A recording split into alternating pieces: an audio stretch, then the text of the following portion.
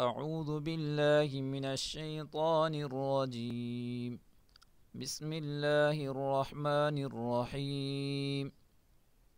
سيقول السفهاء من الناس ما ولاهم عن قبلتهم التي كانوا عليها قل لله المشرق والمغرب يهدي من يشاء إلى صراط مستقيم.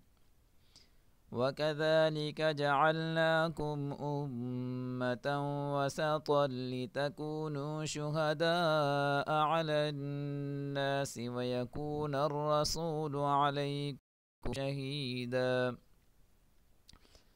وما جعلنا القبلة التي كنت عليها إلا لنعلم من يتبع الرسول ممن ينقلب على عقبيه وإن كانت لكبيرة إلا على الذين هدى الله وما كان الله ليضيع إيمانكم إن الله بالناس لرءوف رحيم. قد نرى تقلب وجهك في السماء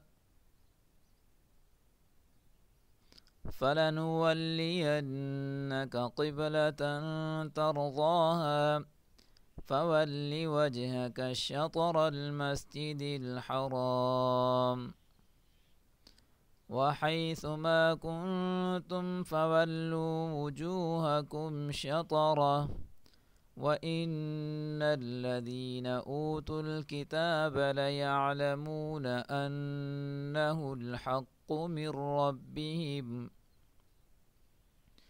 وما الله بغافل عما يعملون.